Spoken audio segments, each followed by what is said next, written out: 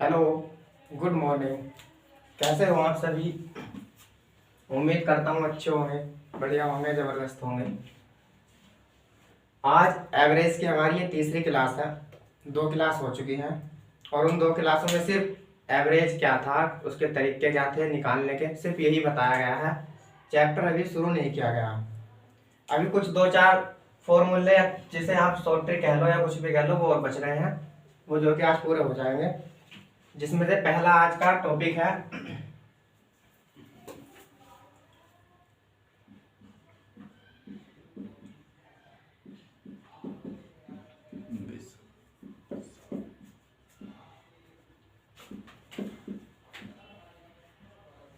विषम संख्याओं का योग। लास्ट 2 क्लासों में प्राकृतिक संख्याओं का योग, प्राकृतिक संख्याओं के वर्गों का योग, प्राकृतिक संख्याओं के घनों का योग ही बताया गया था। लेकिन मैथ में ऐसा नहीं है कि हाँ प्राकृतिक संख्या ही आएगी या उनका ही योग निकालने के लिए आएगा। सम संख्या आ सकती हैं, विषम संख्या आ सकती हैं, और भी सम और विषम दोनों मिक्स भी आ सकती हैं। तो हम देख रहे हैं पहले विषम संख्याओं का योग। और विषम संख्याएं मतलब क्रमागत विषम संख्याओं का। क्रमागत विषम संख्याओं का। और आप मुझे बताओ क्रमागत विषम संख्याएं कहां से शुरू होती हैं? क्रमागत विषम संख्याएं कहां से शुरू होती है? सबसे पहली विषम संख्या कौन सी होगी? तो आपके माइंड में आया होगा 1। और 1 से ही विषम संख्याएं शुरू होती हैं। 1 और फिर अगली विषम संख्या होगी 3 और फिर अगली होगी 5। ऐसी और बढ़ती चली जाएंगी आगे को। लेकिन हमें सिर्फ तरीका जानना है, इसका योग का सूत्र होता क्या है, सिर्फ तरीका। अगर मैं योग के सूत्र की बात करूं तो योग का सूत्र आपका इसका सिर्फ ये होगा n²। कितना होता है? n²। और n क्या होता है? n वो संख्या होगी जो आपने संख्याएं जितनी लिखी है, n वो संख्या होती है। अभी तक प्राकृतिक संख्याएं सारी चली थी, तो प्राकृतिक संख्याओं में और प्राकृतिक संख्या जिसे नहीं पता हो तो वो अगर ये वीडियो देख रहा हो तो पहले वो लास्ट के 2 वीडियो देखे, उसमें मैंने सब बताया था प्राकृतिक संख्या कौन सी होती है। पहले वो देखे, उसके बाद ये देखे। तो प्राकृतिक संख्याओं में जहां आप लास्ट करते हो, लास्ट मतलब जहां आप लास्ट की संख्या लिखते हो, जो भी संख्या वो लास्ट की होगी वही आपका n का मान होता है। लेकिन प्राकृतिक संख्याओं के अलावा अगर और संख्याएं लिखी जाएंगी तो आप जो संख्या लास्ट में लिखोगे वो n का मान नहीं होगा। जैसे कि इसमें मैंने विषम संख्याएं लिखी 1, 3, 5, सिर्फ 3 ही संख्याएं लिखी हैं। सिर्फ मुझे तरीका जानना है कि क्या n का स्क्वायर करने पर हमें इन संख्याओं का योग मिलता है या नहीं। अगर इन छोटी संख्याओं से n का स्क्वायर करने पर हमें इनका योग मिल जाएगा तो जाहिर सी बात है आपके सामने, आपके पास कितनी भी सारी संख्याएं हो, आप n का मान निकाल करके उसका वर्ग कर दो और योग निकल कर आ जाएगा। तो हम चेक करते हैं इससे योग निकालने के लिए इनका। तो योग निकालना है 1 + 3 + 5। अभी तो संख्याएं कम है, छोटी संख्या है, तो हम आसानी से ऐसे जोड़ लेंगे। 1, 3, 5 को अगर जोड़ेंगे तो 5, 3, 8 और 1, 1, 3, 5। इसका हमने योग निकाल लिया अभी तक ऐसे सिंपल तरीके से। सिंपल तरीके से इसलिए क्योंकि संख्याएं कम थी, 1, 3, 5 आप आसानी से जोड़ सकते हैं, बिना सूत्र लगाए भी कर सकते हैं। तो हमने इसका आंसर अभी तक योग आया 9। लेकिन हम इसके अनुसार अगर करते हैं कि n का मान स्क्वायर अगर कर दें n के मान का तो हमें योग मिल आता है। n का मान कितना होना चाहिए अब वो देख रहा है। प्राकृतिक संख्याओं में जो लास्ट में लिखी हुई संख्या होती है सिर्फ वही n का मान होता है। लेकिन यहाँ प्राकृतिक संख्याएं नहीं है, इनके बीच में 2 छूटा हुआ है, यहाँ पर भी 4 छूटा हुआ है। तो प्राकृतिक संख्या सिर्फ वे होती है जो 1 से लेकर किसी भी चीज को गिनने के लिए इस्तेमाल की जाती है। लेकिन ये क्या आप किसी भी चीज को ऐसे गिनोगे कि 1, 3, 5 इस तरह से कोई चीज नहीं गिनी जाती। जो चीज गिनी जाती है वो 1, 2, 3, 4 क्रम से गिनी जाती है, एक एक के अंतर से। तो यहाँ n का मान तो ये नहीं है, तो n का मान फिर होगा क्या? n का मान वो संख्या होगी जितनी संख्याएं आपने यहाँ लिखी। यहाँ कितनी संख्याएं लिखी हुई हैं? 1, 2, 3, टोटल 3 संख्याएं लिखी हुई हैं। यानी कि संख्याओं का मान जितनी संख्याएं आप लिखते हैं वो संख्याएं n का मान होती है। तो n का मान कितना होगा? n का मान होगा 3, क्योंकि आपने यहाँ 1, 2, 3 संख्याएं लिखी। अब हमें n का मान तो मिल गया, लेकिन योग मालूम करना था n² का। अगर मैं n² करता हूं तो इसका अगर मैं स्क्वायर करूंगा तो मुझे इसका भी स्क्वायर करना पड़ेगा। तो n² बराबर कितना हो जाएगा? n स्क्वायर बराबर 9 हो जाएगा, जो कि आपका ये योग अभी अभी हमने जोड़ करके बेसिक तरीके से निकाला था। अब आप अगर फॉर्मूले के अनुसार निकालते हैं कि n अगर आपको मिल जाए उसका स्क्वायर कर दोगे तो योग मिल जाएगा। तो n हमें 3 मिला था, हमने n का स्क्वायर करा तो दोनों का 3 का भी स्क्वायर होगा, तो n बराबर यानी कि n स्क्वायर बराबर कितना आ जाएगा 9।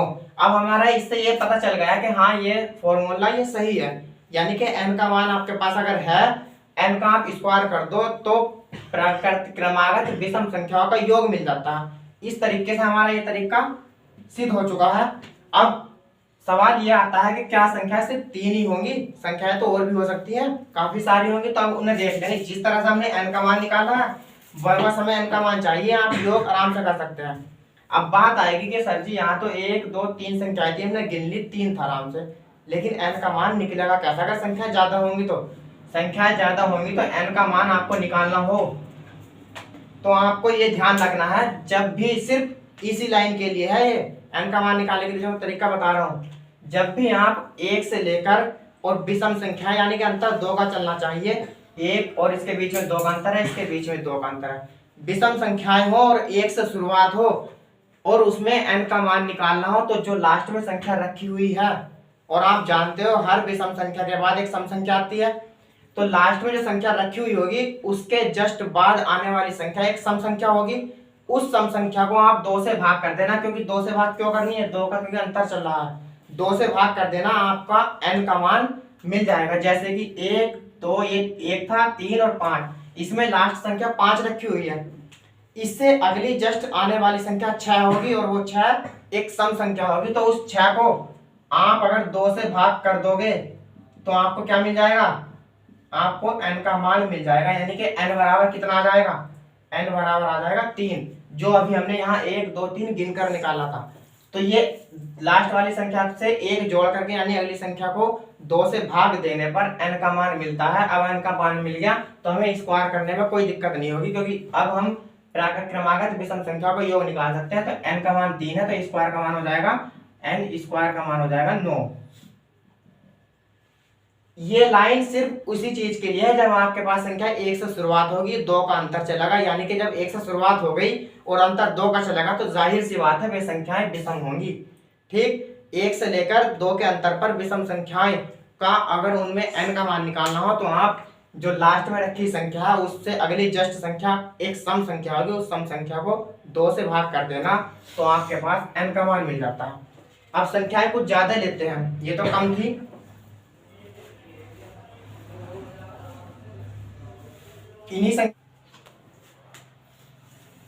अभी तक हमने 1 3 5 तक के सवाल का योग निकाला था, लेकिन अब हमें संख्याएं ज्यादा चाहिए, क्योंकि ऐसा नहीं है कि संख्याएं सिर्फ 3 होंगी या 4 होंगी, ज्यादा हो सकती है। वो कहाँ तक होंगी? 1 3 5 और ये चलते चले जाएंगे कहाँ तक, और ये प्लस चलते चले जाएंगे आपके 149 तक।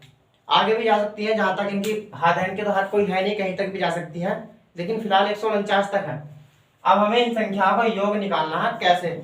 और योग निकालने के लिए संख्याएं पहले कम थी, यानी कि 1 3 5 3 संख्याएं थी, आपने आसानी से योग निकाल लिया था, लेकिन अब संख्याएं काफी सारी हैं, अब इसका योग निकालना है, और योग निकालने के लिए हमें n का मान चाहिए। अब आप जो बेसिक तरीका था इन्हें सबको जोड़ने का वो नहीं लगाओगे, हम n का मान निकालना, और मैंने n का मान अभी बताया था, जब भी संख्याएं क्रमागत हो और 1 से शुरुआत हो, अंतर 2 का हो, और अंतर अगर 2 का हुआ तो 1 से शुरुआत होने वाली सारी संख्याएं विषम श्रेणी में चलेंगी, और जब सारी विषम संख्याएं होंगी n का मान अगर आपको चाहिए है, यानी कि n बराबर, यानी कि यहाँ से लेकर 149 तक ये टोटल कितनी संख्याएं लिखी हुई होंगी, और बीच में हर एक में एक एक संख्या छुटी हुई है। आप बताओ, अगर हर बीच में यहाँ पर भी जो संख्या छोड़ी गई है वो भी लिखी हुई होती, तो बताओ यहाँ तक टोटल कितनी संख्या होती? 149 होती, क्योंकि 1 2 3 4 5 6 7 ये जो बीच में संख्या छुटी हुई है, और टोटल अगर ना छुटी हुई होती तो 149 संख्या होती। तो 149 संख्या तब होती जब एक भी संख्या छुटी हुई नहीं होती, लेकिन यहाँ पर आधी संख्या छुटी है और आधी लिखी हुई है, तो 149 में निकालना हमें कि हमने टोटल संख्या कितनी लिखी। तो आप ये ध्यान रखना, जो लास्ट में संख्याएं लिखी हुई मिलेगी उससे जस्ट आने वाली अगली संख्या वो एक सम संख्या होगी, और उस सम संख्या में अगर आप 2 से भाग दे दोगे तो आपको n का मान मिल जाएगा, यानी कि 1 से लेकर 149 तक कितनी संख्याएं लिखी हैं आपने वो मिल जाएंगी। 149 से अगली जस्ट सम संख्या कौन सी होगी 150, और इस 150 को भाग कर दोगे 2 से। 2 से क्यों करनी है, क्योंकि इनके बीच में अंतर कितने का चल रहा है, 2 का अंतर चल रहा है, तो 2 से भाग कर दो, कितना आ जाएगा 75। n का मान हमारे पास कितना आ गया 75, और ये 75 वो संख्या है, यानी कि आपने 101 से लेकर 149 तक 75 संख्याएं लिखी हैं। अब n का मान मिल चुका है, और योग निकालने के लिए क्या चाहिए n का स्क्वायर। तो योग निकालने के लिए n का स्क्वायर चाहिए, तो n का स्क्वायर अगर मैं करता हूं तो इसके बराबर जो संख्या रखी है उसका भी स्क्वायर होगा, इसके स्क्वायर का यानी कि 75 का स्क्वायर। और 75 का स्क्वायर निकालने के लिए जब भी आपको 2 अंकों की संख्या हो और शुरुआत इकाई का अंक 5 हो, और 5 किन किन संख्याओं में आ सकता है 15, 25, 35, 45, 55, 65, 75, 85, 95 2 अंकों की संख्याएं थी। तो इनका अगर वर्ग निकालना हो तो आपको इकाई का अंक 5 मिलेगा, तो उस 5 का वर्ग सीधा सीधा आपको पता होगा 25, और बचा आपके पास दहाई का अंक है 7, और इस 7 में उस संख्या से गुणा करनी है जो जस्ट इसके बाद संख्या आती हो। 7 के बाद जस्ट आने वाली संख्या कौन सी है 8, उस 8 में 7 की गुणा कर दो, 8 सत्ते 56, तो आपके पास ये n स्क्वायर बराबर 56 25 आ जाएगा, यानी कि 5625। तो इसके 1 से लेकर 149 तक संख्याओं को आप जोड़ोगे क्रमागत विषम संख्याओं को, तो आपको उनका योग मिलेगा 5625। ये तो हो गया योग, लेकिन इनमें औसत की बात चलती है कि औसत क्या निकलेगा। योग हो चुका है, अब देखते हैं इनका औसत कैसे निकालना है। औसत निकालने के लिए पहले मैं छोटी संख्याओं का इस्तेमाल कर रहा हूं, उसके बाद बड़ी संख्याएं लेंगे। औसत बराबर, अगर आप फॉर्मूला जानते होंगे कि औसत बराबर होता है क्या, पदों का योग बटे पदों की संख्या। पदों का योग बटे पदों की संख्या। अब आप बताओ क्या ये n स्क्वायर पदों का योग है। अगर मैं इन संख्याओं का औसत निकालना चाहूं तो ये n स्क्वायर पदों का योग तो है, तो पदों का योग का मतलब यानी कि n स्क्वायर। और अगर मैं पदों की संख्या, और पदों की संख्या n का मान तो होता है जो भी हम आप निकालते आ रहे थे, तो पदों की संख्या n यानी कि n, और इस n स्क्वायर का मतलब है n गुणा n को 2 बार में लिखना, और बटे n, और एक n से n कट जाएगा, बचेगा कितना n। यानी कि इन वाली संख्याओं का जो क्रमागत विषम संख्याएं हैं उनका अगर आपको औसत निकालना हो तो औसत वो संख्या होगी जो आपका n का मान होगा। जितना n का मान होगा वही आपका औसत होगा। तो इसमें हमने योग तो निकाल लिया था, अब इनका औसत देखते हैं कैसे निकालना है। 1 2 3, n का मान कितना है यहाँ पर, n का मान यहाँ पर औसत निकालने के लिए यानी कि n, और n का मान जो होगा वही आपका क्या होगा, वही आपका औसत होगा। और n का मान 1 2 3, n का वो मान होता है जितनी आप संख्याएं लिखते हो। कितनी संख्याएं लिखी हुई है, ये 3 संख्याएं लिखी हुई है, तो इनका यहाँ पर औसत कितना आ जाएगा, औसत आ जाएगा 3। या फॉर्मूले में लगा लो इस वाले में, अभी अभी इनका योग आया था 9, और 9 को 3 से भाग कर दो तो कितना आएगा 3 आएगा, तो औसत बना इनका 3। औसत आ चुका है इनका 3। लेकिन एक बात ध्यान रखना, चाहे सम संख्या हो या विषम संख्या हो, सम और विषम दोनों मिलकर हो, जब भी अंतर किसी भी संख्याओं में समान होता है उसका औसत अगर निकालना हो तो औसत हमेशा वो संख्या होगी जो उनके बीच में रखी हुई होगी किसी भी। और ये लाइन सिर्फ उसी के लिए है जब आपको अंतर समान मिलता हो, चाहे वो सम संख्या में समान हो, विषम संख्या में समान हो, सम और विषम दोनों में समान हो, तो आपको बीच में जो रखी संख्या मिलेगी वही आपका औसत होता है। इन तीनों संख्याओं में बीच में संख्या कौन सी रखी है, बीच में संख्या रखी है 3, तो यही आपका औसत हो जाएगा, यानी कि बीच की संख्या 3 होगी और 3 ही आपका औसत है। अब ये 3 निकालना है औसत, और 3 निकालने के लिए औसत मैंने बताया था पदों का योग बटे पदों की संख्या, n का स्क्वायर बटे n, यानी कि बचता है सिर्फ n का मान ही पदों का औसत होता है। क्रमागत विषम संख्याओं का हो या सम संख्याओं का, बस अंतर देखना है, समान होना चाहिए, औसत बीच की संख्या होगा। निकालने का तरीका मैंने बता दिया है। औसत n का मान कैसे निकालना था, लास्ट में अंतर समान है, क्रमागत विषम संख्या सिर्फ n का मान, यही तरीका लगाना है आपको। विषम संख्याएं अगर होंगी तो उससे जस्ट क्रमागत विषम जस्ट आने वाली संख्या एक सम संख्या होगी और उस सम संख्या को 2 से भाग कर दिया करो और जो निकल कर आएगा वही आपका औसत होगा। ये तो छोटी संख्या थी, हमने औसत निकाल लिया। अब बताओ बीच की संख्या इसमें 3 है, औसत 3 हुआ और हमने फॉर्मूले के अनुसार निकाला तब भी क्या औसत कितना हुआ, तब भी 3 हुआ। इसी आधार पर अब हम निकालते हैं बड़ी संख्याओं का औसत। जैसे काफी सारी संख्याएं निकल कर आएंगी, जैसे यही संख्या मैं बढ़ा रहा हूं, 7 होगी, आगे को 9 होगी और 11 और चलते चलते चलते चलते सेम वही संख्याएं ले लो जो अभी हमने ली थी। इनका योग तो हमने निकाल लिया था, लेकिन अब इन संख्याओं का औसत चाहिए। और औसत बताया था जब अंतर समान होता है तो बीच की संख्या औसत होती है। इन तीनों संख्याओं में बीच की संख्या ये थी तो औसत ये आया था। लेकिन अब बताओ इनमें कैसे पता करेंगे कि बीच की संख्या कौन सी होगी। तो बीच की संख्या निकालने के लिए, और बीच की संख्या का मतलब n का मान, क्योंकि बीच की संख्या जो आई थी वो n का मान ही आया था। और n का मान निकालने के लिए मैंने बताया था अभी आपको, जब क्रमागत विषम संख्याएं हो तो जो लास्ट में संख्या रखी हुई है उस संख्या में एक जोड़ना, यानी कि अगली संख्या सम होती है 50 हो जाएगा, 149 से अगली संख्या 150, उसमें 2 से भाग दे दिया करो और 2 से भाग देने पर जो आएगा वही आपका क्या कहलाएगा, यही आपका औसत कहलाएगा।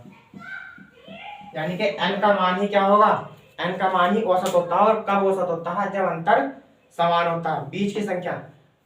अब ऐसा भी नहीं है कि बीच की संख्या हर बार बीच में ही लिखी हुई मिलेगी। जैसे मैं कुछ संख्याएं लिख रहा हूं इसी के लिए, 1 3 5 7। अब बताओ हमने यहाँ तो 3 संख्या आई थी तो बीच की संख्या एक इधर छोड़ दी और एक इधर, बीच में संख्या बची थी 3, औसत मिल गया था। लेकिन इसमें मैं अगर 2 इधर छोड़ता हूँ, ये 2 संख्या इधर छोड़ दी, 2 इधर छोड़ दी, तो बताओ बीच में तो कुछ है ही नहीं, तो बीच की संख्या कैसे निकलेगी। आप बताओ इस 3 के और इस 5 के बीच में अंतर कितने का है, इस 3 के और 5 के बीच में अंतर 4 का है, सॉरी 2 का अंतर है। और 2 का अंतर है तो जरूर कहीं ना कहीं इसके और इसके बीच में यहाँ पर 4 लिखा हुआ होगा, 3 4 और 1 5 लिखा हुआ होगा 4 कहीं ना कहीं।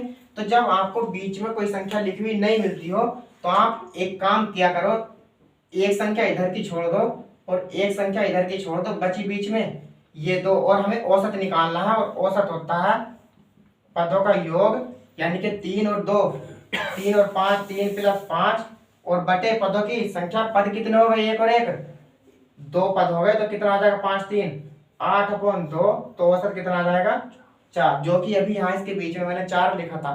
तो जब आपको संख्या बीच में लिखी हुई ना मिले तो आप बीच की 2 संख्या उठाना, उन दोनों को 2 से भाग करना। 2 से भाग क्यों करनी होती है, क्योंकि औसत बराबर पदों का योग बटे पदों की संख्या होती है। बचते पद कितने हैं, 1 पद ये बचा, एक ये 2 पद बचे, 2 से भाग कर देंगे, आपका औसत निकल के आ जाएगा।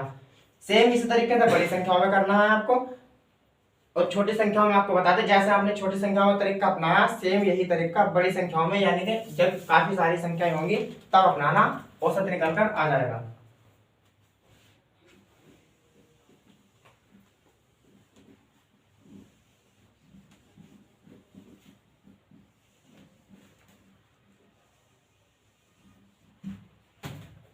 सम संख्याएं हो गई, प्राकृतिक संख्याएं हो गई, उनका वर्ग भी हो गया और उनके घनों का योग भी हो गया, औसत भी हो गया। अब बचते हैं क्रमागत विषम संख्याएं, सॉरी क्रमागत सम संख्याएं।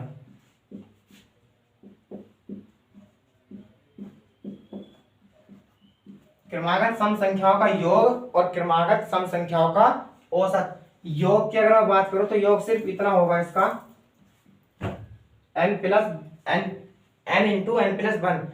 योग अगर सम संख्याओं का निकालना हो, क्रमागत होनी चाहिए। ऐसा नहीं है कि बीच में से कहीं से भी संख्या लिखी हुई और आप ये लगा दो।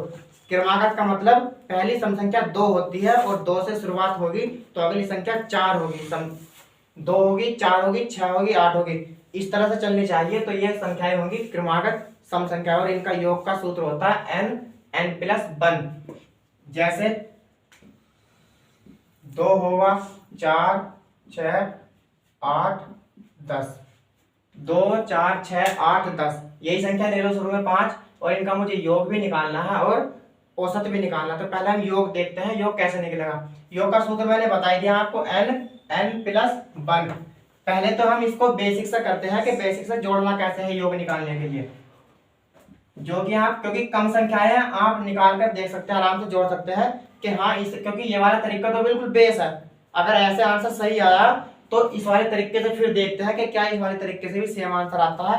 अगर सेम आंसर आता है तो ये तरीका हमारा वहां लगेगा जब आपको संख्याएं काफी सारी दी गई होंगी। तो इन्हें जोड़ते देखते हैं पहले। 10, 8 और 2 10, 10 और 10 20 और 6 4 10 कितने हो जाएंगे? 2 + 4 + 6 + 8 और + 10। तो ये बन रहे हैं 6 4 10, ये बने 8 और 10 ये बनते हैं और 10 एक खाली ये है। तो 10 10 20 और 10 30, इनका योग 30 आ गया। संख्याएं कम थी, आसानी से जोड़ लिया, 30 मिल गया। लेकिन अब देखते हैं हम कि इस वाले फॉर्मूले से सही बनता है या नहीं। और इस वाले तरीके से करने के लिए आपको n का मान चाहिए। जब तक n का मान मिलेगा नहीं आपके पास आंसर नहीं आएगा। n का मान अभी तक हम क्रमागत संख्याएं जो लिख रहे थे, n का मान वो संख्या हो रही थी जो लास्ट में लिखी हुई थी, क्योंकि क्रमागत संख्याएं में ही सिर्फ क्रमागत संख्याओं में ही n का मान वो संख्या होती है जो लास्ट में लिखते हैं। लेकिन यहाँ क्रमागत संख्याएं नहीं है, यहाँ तो एक एक संख्या छुटी हुई है, लास्ट में 10 लिखा हुआ, तो ये n का मान नहीं होगा। अब n का मान होगा क्या? फिर n का मान वही होता है जितनी आप संख्या लिखते हो। 1 2 3 4 5, कितनी संख्या लिखी हुई है? 5 संख्याएं लिखी हुई है, तो n का मान क्या होगा? यहाँ पर n का मान 5 होता है। अब हमें योग ये वाला फॉर्मूला लगाना है, और ये फॉर्मूला ही क्यों लगाना है वो देख लो। इन वाली संख्याओं का n का मान तो हमें मिल गया क्योंकि हमने गिनती लिख ली, 5 मिल गया। वो सूत्र कहाँ से कैसे बनता है? 2 + 4 + 6 + 8 और + 10। इन सभी में 2 2 कॉमन है, सबको दिख रहा है कि इन सभी में 2 2 कॉमन है। मैं वो 2 कॉमन बाहर ले रहा हूं, और यहाँ कितना बचता है? यहाँ बचता है सिर्फ 1, यहाँ बचेगा 2, यहाँ बचेगा 3, ये बचेगा 4 और ये बचेगा 5। ये सारी संख्याएं क्रमागत संख्याएं हैं, प्राकृतिक संख्याएं हैं सारी ये। और जिसने वीडियो नहीं देखी हो ये वाली पहली वाली, तो उसे समझ में नहीं आएगा कि इससे अगली लाइन कहाँ से आ गई है। पहले लास्ट वीडियो देखना, तब ये समझ में आएगा कि इसके बराबर में लास्ट लाइन जो लिखूंगा वो कहाँ से आई थी। तो 2 तो ऐसी है ये, और मुझे इसका योग चाहिए है, तो 2 तो इसकी गुणा में है ही ऐसी। लेकिन जब प्राकृतिक संख्याओं का योग निकालना होता है तो उसका सूत्र आपने यही मैंने बताया था, n + 1/2, यही तो था। प्राकृतिक संख्याओं का योग अगर निकालना हो तो n + 1/2। तो इन संख्याओं के योग के लिए आप ये सूत्र लगाओगे, 2 से 2 कट जाएगा, कितना बच गया? n × n + 1। तो सम संख्याओं का योग अगर निकालना हो तो n × n + 1 बचता है, और जो कि मैंने ये लिखा था n × n + 1। अब इसमें हमें n का मान चाहिए और योग निकालना है। n का मान 1 2 3 4 5, गिनती कम थी, संख्या कम थी, हमने आसानी से गिन लिया, n का मान 5 मिल गया। अब इसमें रख लो, n का मान 5 हो जाएगा, यहाँ पर रख रहा हूँ मैं 5 गुणा इस वाली एक दोनों संख्या गुणा में है, तो 5 में 1 जोड़ दूंगा, कितना हो जाएगा? 6, और इनकी गुणा कितनी आ जाएगी? 5 6 30। तो योग इनका कितना आ गया इस वाले फॉर्मूले से? 30। इस सूत्र से मैंने लगाया तो भी 30 आया था, और हमने डायरेक्ट जोड़ा था तो भी 30 आया था। तो इसका मतलब ये है कि ये फॉर्मूला हमारा क्या है? ये सही है, ये तरीका सही है। और ये तरीका वहां लगाना जब आपको संख्याएं कुछ ज्यादा मिलेंगी। अब बात आएगी कि हाँ ये संख्याएं कम थी, हमने गिन लिया था आसानी से, n का मान नहीं मिल गया था, लेकिन जब संख्याएं ज्यादा आएंगी तब n का मान कैसे निकालना है। तो सिर्फ जो मैं लाइन बोल रहा हूँ वो लाइन सिर्फ इसी लाइनों के लिए है। इस वाली श्रेणी में अगर संख्याएं लिखी होंगी तब, जब आपको संख्याएं 2 से शुरुआत हो और अंतर 2 का चलता रहे, तो जाहिर सी बात है संख्याएं सम चलेंगी। 2 4 6 8 10 ऐसी आगे वो काफी संख्या चलती रहेंगी। n का मान निकालना हो तो आपको n के मान निकालने के लिए लास्ट वाली जो संख्या रखी हुई है उसमें 2 से भाग दे देनी है, आपको n का मान मिल जाएगा। 2 से भाग देंगे तो कितना आ जाएगा? 5। n का मान आपको मिल गया 5। ये सिर्फ इसी लाइन के लिए है जब आपको क्रमागत 2 से शुरुआत होगी संख्या और सम संख्याएं होंगी, तो लास्ट में जो संख्या रखी हुई है उसमें आप 2 से भाग दे देना, आपको n का मान मिल जाता है। तो n का मान 5 हुआ, और 5 में 1 जोड़कर गुणा कर देंगे तो योग निकल कर आ जाएगा। जो कि योग निकल कर हमारा बेसिक से भी 30 आया था, और इस फॉर्मूले में लगाया तब भी हमारा 30 आया था। तो ये सूत्र भी सही है और बेसिक भी सही है। n का मान मैंने बता दिया आपको कि कैसे करना है, सिर्फ 2 से शुरुआत होनी चाहिए और अंतर 2 का चलना चाहिए। 2 4 6 8 कितनी भी संख्याएं हो, और जहां भी लास्ट संख्या लिखी हुई होगी उस संख्या में आप 2 से भाग कर देना। 2 से ही भाग क्यों करनी है? क्योंकि अंतर 2 2 का चल रहा है, तो आपको n का मान मिल जाएगा।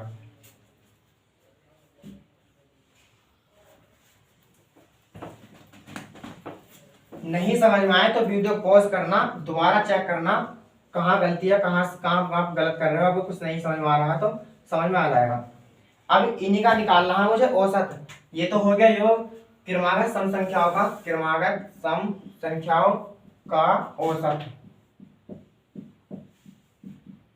क्रमागत सम संख्याओं का औसत। और औसत आप पढ़ चुके हो, औसत बराबर क्या होता है, पदों का योग, पदों का योग और पदों की बटे पदों की संख्या, पदों की संख्या। और आप बताओ इस वाले सम संख्याओं का ये निकालना है औसत, तो इन सम संख्याओं का योग कितना होता है, n प्लस 1 और भाग किससे करनी होती है, पदों की संख्या। यानी कि पदों की संख्या वही तो होती है जो n का मान होता है, तो n से भाग कर देनी है।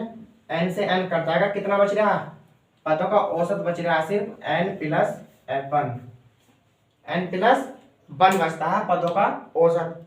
किसका, जब आप सम संख्याओं का, क्रमागत सम संख्याओं का औसत निकाल लोगे तो सूत्र लगाना n प्लस 1, यानी कि n का मान निकालना और उसमें 1 जोड़ देना, आपका औसत मिल जाएगा। और मैंने अभी अभी बताया था n का मान कैसे निकाला था हमने, लास्ट में जो संख्या रखी गई थी उसे 2 से भाग कर दी थी, 2 पंजे 10 और 5 में n का मान हमें 5 मिल गया, 1 और जोड़ दो तो इसका औसत कितना आ जाएगा, टोटल औसत 5 प्लस 1 बराबर 6 आ जाएगा। औसत कितना आ जाएगा, इसका 6 आ जाएगा। और अभी अभी मैंने पीछे एक लाइन बोली थी, चाहे संख्या सम हो संख्या विषम हो लेकिन अंतर समान होना चाहिए। अगर ऐसी श्रेणी बन नहीं है तो औसत वो संख्या होगी जो बीच में रखी हुई होगी। बताओ अंतर सबके समान है, संख्याएं सम है, तो औसत वो संख्या होगी जो बीच में रखी हुई होगी। इन दोनों की तीनों के बीच में 2 इधर छोड़ दो, 2 संख्या इधर छोड़ दो, बच रही क्या बीच में 6, तो औसत क्या हो गया 6। औसत इसका 6 हो गया, जो कि हमारा फॉर्मूले के अनुसार भी कितना था 6। ये फॉर्मूला आप लगाओगे सिर्फ वहां जब आपको सम संख्याएं मिलेगी। लेकिन जो मैंने लाइन बोली थी कि किसी भी संख्याएं हो, सम हो विषम हो, सम और विषम दोनों हो, तो आपको लेकिन बस अंतर समान होना चाहिए। वहां पर जो संख्या बीच में रखी हुई होगी वही उन संख्याओं का औसत कहलाती है। तो यहाँ भी अंतर समान था, सम संख्याएं भली है लेकिन अंतर औसत कितना आ जाएगा 6, जो संख्या बीच में रखी हुई है।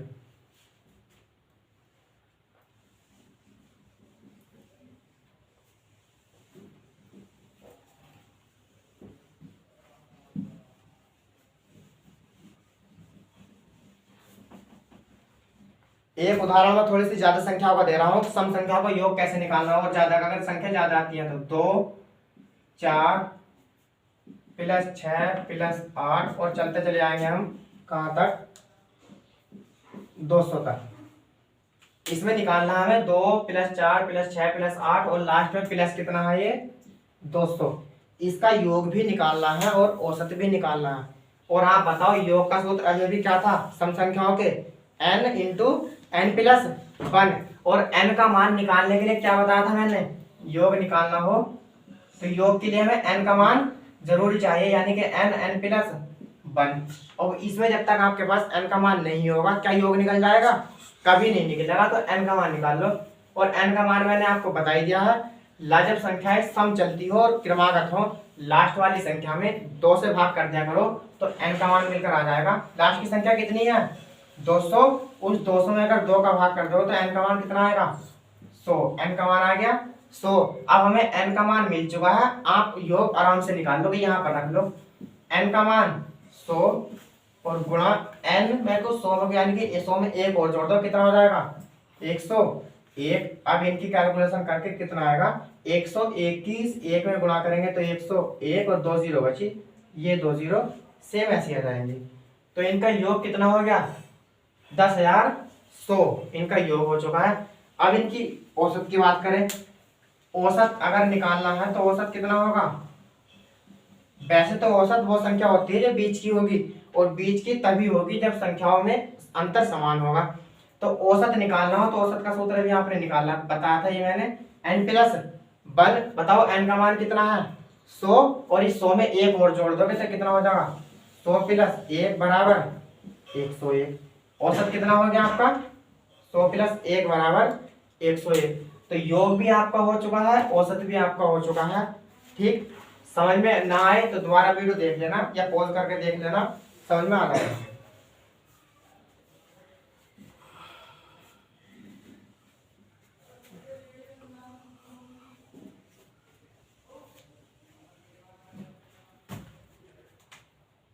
अगला हैज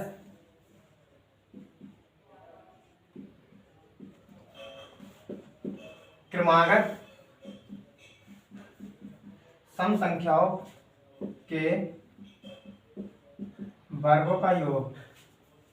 ये भी आ जाता है कभी कभी, क्रमागत सम संख्याओं के वर्गों का योग। क्योंकि क्रमागत हमने प्राकृतिक संख्याओं के वर्गों का योग भी कर लिया था, प्राकृतिक संख्याओं के घनों का योग भी हो गया था, सम संख्याओं का योग भी हो गया, विषम संख्याओं का योग भी हो गया।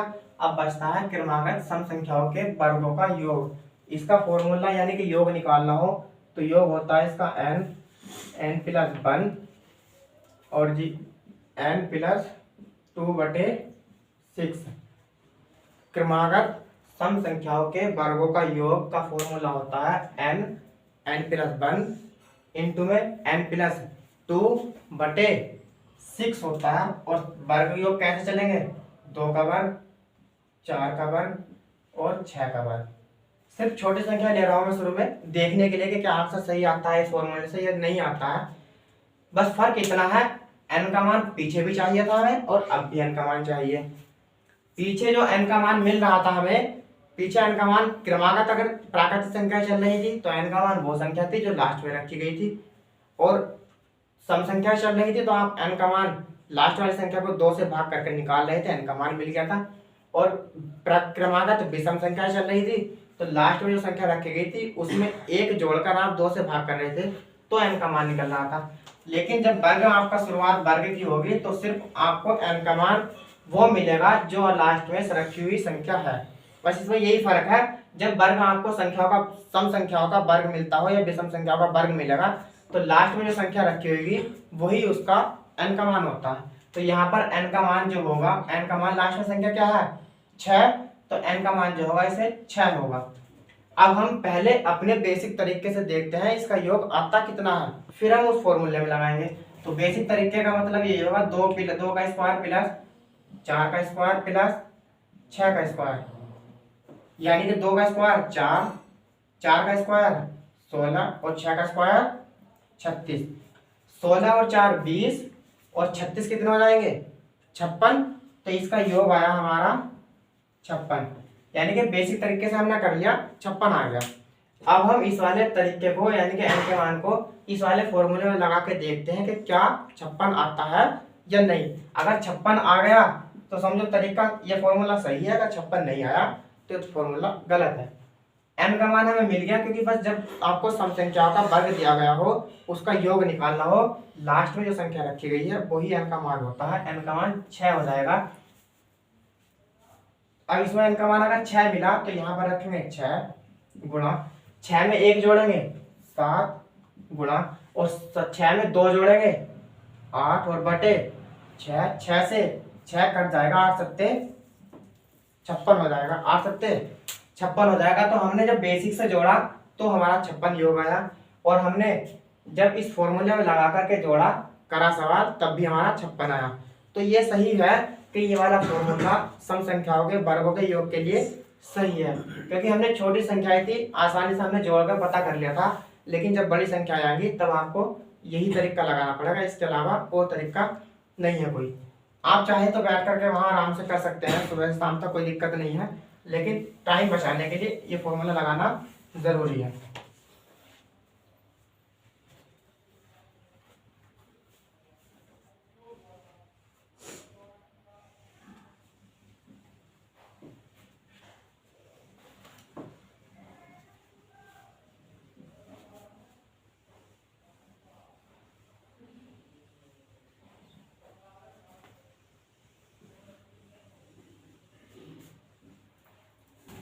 औसत अगर इनका निकालना था तो औसत निकालने के लिए बस उसमें n की भाग करोगे तुम, जब यही सेम ऐसे लिखा हुआ है तो औसत निकालने के लिए इन्हीं संख्याओं का, तो पदों का योग जो था पदों का योग यही था, वो n प्लस 1 और n प्लस 2/6। और ये तो हो गया योग, क्योंकि औसत बराबर होता पदों का योग बटे पदों की संख्या, तो योग तो हो गया ये, और पदों की संख्या होगी n, और इसके बटे में अगर 1 हुआ तो ये 1 इसकी गुणा में जाएगा और ये वाला n इसकी गुणा में जाएगा। तो बचेगा कितना n प्लस 1 और n प्लस 2/6 6 गुणा n, और इस n से n कट जाएगा तो बचता है आपके पास n+1 और n+2/6। n+1 और n+2/6, ये आपका आ जाएगा औसत। किन संख्या होगा? 2 square, 4 square, 6 square, 8 square, 10 square, ऐसे ही आगे संख्या चलती चली जाएंगी, पता नहीं कहाँ तक जाएंगी। बस आप तरीका ये लगाना, और n का मान हमेशा इनमें वो संख्या होती है जो लास्ट में संख्या रखी हुई होगी।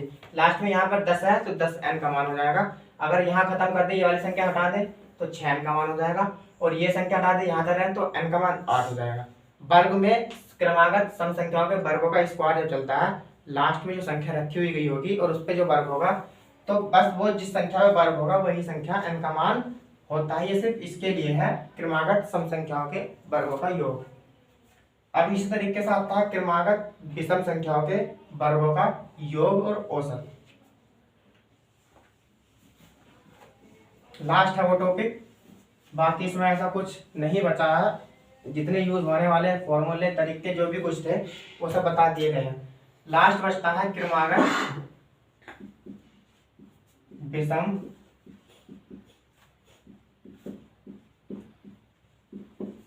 विषम संख्याओं के वर्गों का योग। क्रमागत विषम संख्याओं के वर्गों का योग। अभी तक क्रमागत सम संख्याओं का चल रहा था, अब विषम के। तो ध्यान रखना, क्रमागत सम संख्याएं हो या क्रमागत विषम संख्याएं हो, योग का फॉर्मूला सेम होता है। इसमें n+1 और n+2/6 सेम होता है, इनमें चेंज नहीं है।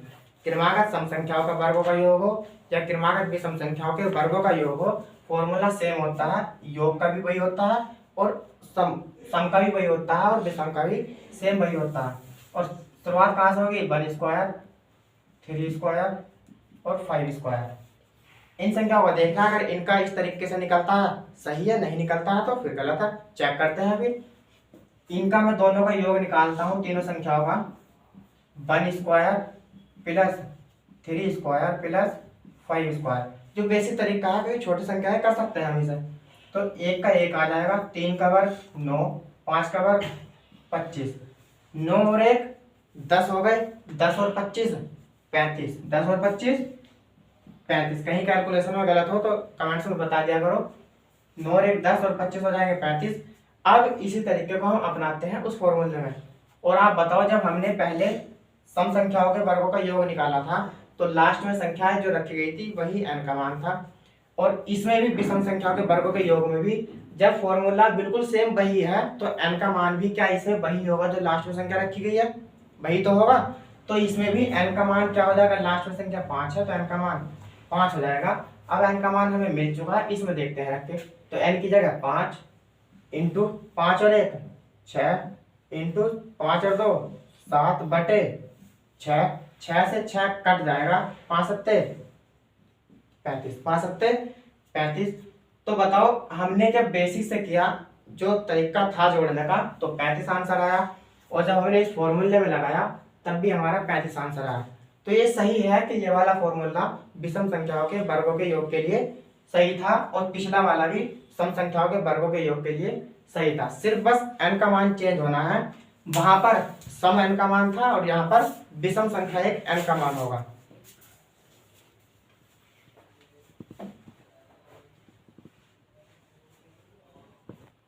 तो लिख दूंगा बस।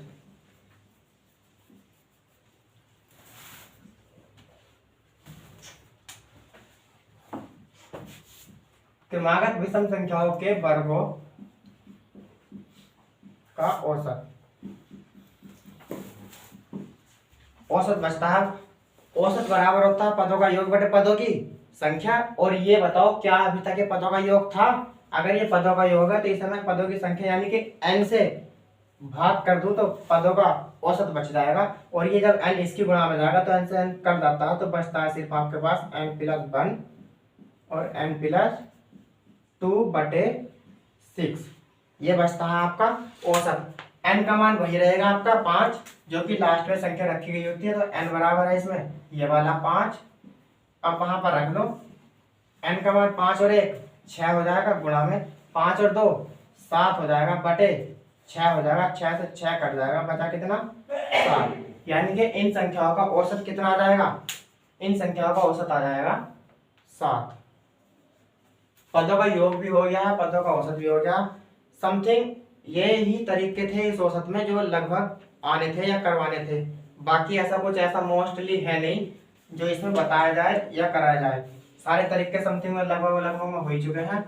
अब चलते हैं हम आगे चैप्टर पर।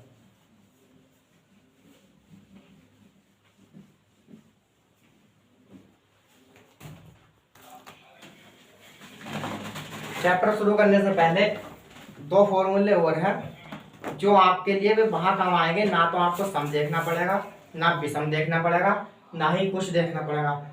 चाहे सम हो विषम हो, सम विषम दोनों हो मिलकर के, सिर्फ आपको योग निकालना हो तो आपके लिए ये आ जाएगा। लाइन लिख रहा हूं मैं,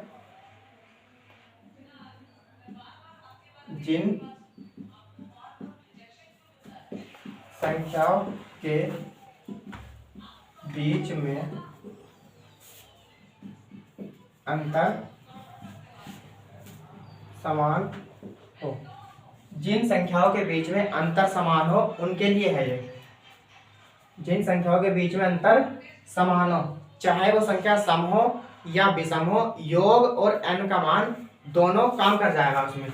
बस ध्यान रखना है अंतर समान होना चाहिए और वर्ग और घनों को छोड़कर।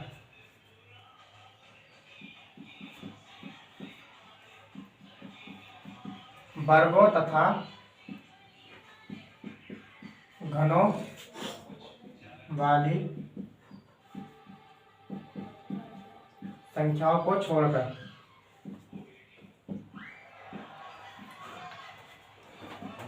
वर्गों तथा घनों वाली संख्याएं नहीं होनी चाहिए।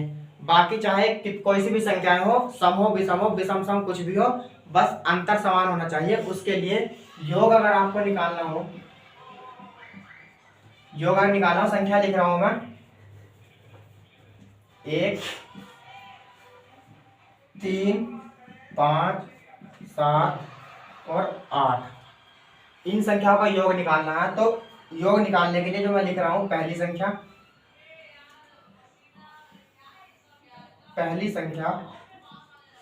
प्लस पहली संख्या को कहते हैं a और प्लस लास्ट संख्या यानी कि अंतिम संख्या।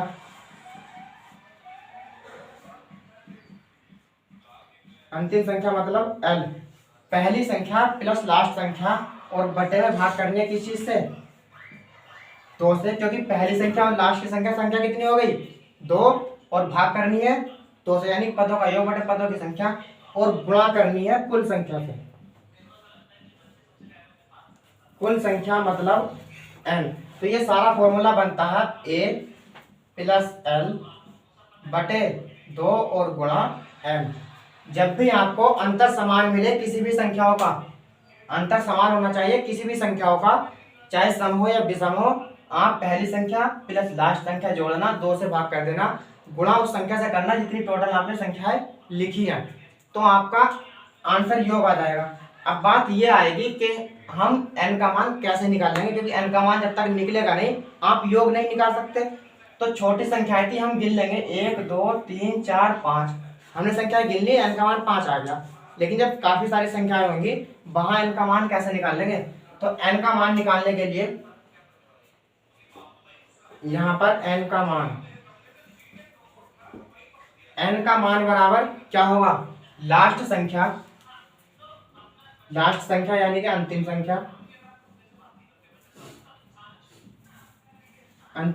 यानी कि l और माइनस पहली संख्या यानी कि a। लास्ट संख्या यानी कि अंतिम संख्या l और माइनस पहली संख्या यानी कि a, और बटे में भाग करनी है आपको संख्याओं के अंतर से। जितने का भी अंतर चलेगा उससे भाग करनी है संख्याओं का अंतर यानी कि डिफरेंस d, और लास्ट में जाकर आपको प्लस 1 कर देना। ये आपका n का मान मिल जाएगा, चाहे संख्या कैसी भी हो, सम हो विषम हो, सिर्फ वर्ग और घनों को छोड़कर, और अंतर समान होना चाहिए। तो इसमें मैं अगर संख्या में n का मान निकालता हूं तो 1 2 3 4 5 कितना मान निकल गया? n का मान 5 था। संख्याएं कम थी, हमने आसानी से गिन लिया n का मान 5। लेकिन जरा इसमें देखना लगाकर n बराबर अंतिम संख्या का मतलब l माइनस पहली संख्या का मतलब a बटे संख्याओं का अंतर यानी कि डिफरेंस, इनमें कितने का अंतर है? इनमें अंतर है 2 का, और प्लस में लास्ट में कर देना है 1। तो l का मान लास्ट संख्या 8 है, मैं यहाँ कर दे रहा हूँ l का मान लास्ट में 8 और a का मान पहली संख्या 1 बटे 2 और लास्ट में कर देना प्लस 1। 8 में से 1 जाएंगे, 8 में से लास्ट संख्या है 9 यहाँ पर, क्योंकि सम संख्याएं चल रही है, अंतर समान होना चाहिए। लास्ट में संख्या यहाँ पर 9, तो लास्ट संख्या 9, 9 में से 1 जाएगा तो कितने बचेंगे? 8 बचेगा, और 8 बटे 2 प्लस में 1 चला, 2 चौक 8, 4 प्लस 1 बराबर कितना आएगा? 5। यानी कि n का मान हमारे पास आया 5, और n का मान थे संख्याएं कितनी थी? 1 2 3 4 5, संख्याएं भी कितनी थी? 5, संख्याएं भी 5 है और n का मान हमारा 5 आया।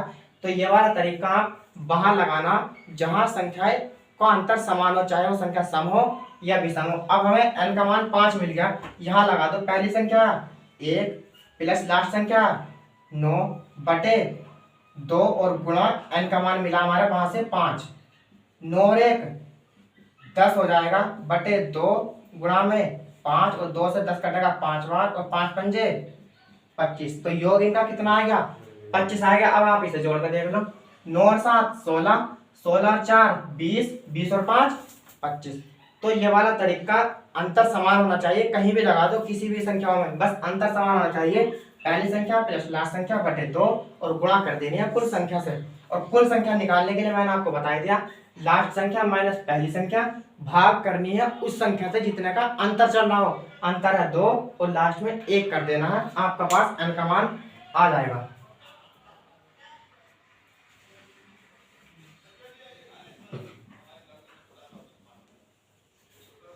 एक उदाहरण और देख लो इसी संख्याओं का, क्योंकि अभी तक सारी संख्याएं जो चली है क्रमागत विषम यही संख्याएं चली हैं। अब संख्याएं चलेगी सम भी हो विषम भी हो सब चीज। जैसे आप संख्या ले लो, 1 5 10 15 20 25।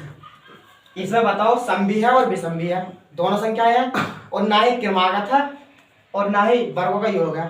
तो बस अंतर समान होना चाहिए। बताओ इनमें अंतर सब में क्या है? सब में अंतर कितने का है?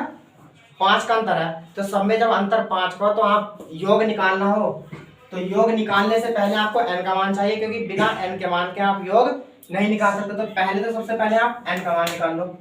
n का मान होता है लास्ट संख्या माइनस पहली संख्या। 25 में से हम 5 घटा देंगे, कितना बचेगा? 25 माइनस के 5 बटे अंतर से भाग करनी है। बताओ इसमें अंतर कितने का है? अंतर है 5 का, तो 5 से भाग कर देंगे और प्लस लास्ट में कर देंगे 1। 25 में से 5 जाएंगे 20 और 20 बटे 5 और लास्ट में चलेगा 1, और 20 से 5 को काटेंगे यानी 5 से 20 5 बार, 5 और 1 6। n का मान कितना आएगा? 6। 1 2 3 4 5, 5 चौक 20, 5 चौक 20 और n का मान आ जाएगा 5 हमारा, क्योंकि यहाँ भी 1 2 3 4 5 संख्या सब में 5 5 चलती रहती है। तो ऐसा मत करना कि सब जगह ये वाला 5 उठा लिया हमने। ये वाला 5 था, इन दोनों का अंतर, और ये वाला 5 आया है, इसे काट करके 4 पंजे 5 से काटेंगे 20 को 4 बार और 1 जोड़ देंगे तो 5। तो n का मान मिल गया। अब हम इस योग लगा दो। योग निकालने के लिए पहली संख्या 5 प्लस लास्ट संख्या 25, और यहाँ पर 2 से भाग करनी है और गुणा करनी है उस संख्या से जितनी टोटल संख्या थी। टोटल संख्या कितनी है? 5 गुणा कर दो 5 से बराबर 25 और 5 कितना हो जाएंगे? 30 बटे 2 गुणा 5, 30 कर जाएगा 2 से 15 बार और 15 पंजे 75। हमारा योग इस वाले सूत्र से 75 आया। अब देखते हैं क्या इस वाले सूत्र, ये वाला बेसिक से देखते हैं 75 है या नहीं है। 25 और 20 कितने हो जाएंगे? 45, 45 और 15 60, 60 और 10 70 और 5 75। तो इन दोनों को हम आपस में ऐसे जोड़ रहे हैं सबको बेसिक से, तो भी क्या आ रहा है हमारा? 75। अब भी 75 है और हमने इस वाले फॉर्मूले से लगाया तब भी 75 था। तो सही है कि ये वाला तरीका आपका सही है कि पहली संख्या प्लस लास्ट संख्या बटे 2 और गुणा कर देनी है जितनी टोटल संख्याएं होती है, तो आपका योग निकल कर आ जाएगा। और n निकालना हो तो लास्ट संख्या माइनस पहली संख्या और भाग कर देनी है जितना उन संख्याओं में अंतर चल रहा हो, और लास्ट में जाकर 1 जोड़ देना, आपको n का मान मिल जाएगा। और ये तरीका आपके लिए न सम होगी, न संख्या, न विषम होगी, न क्रमागत होगी, न कुछ होगी, बस वर्ग नहीं होना चाहिए, वहां आप तरीके लगा सकते हैं दोनों।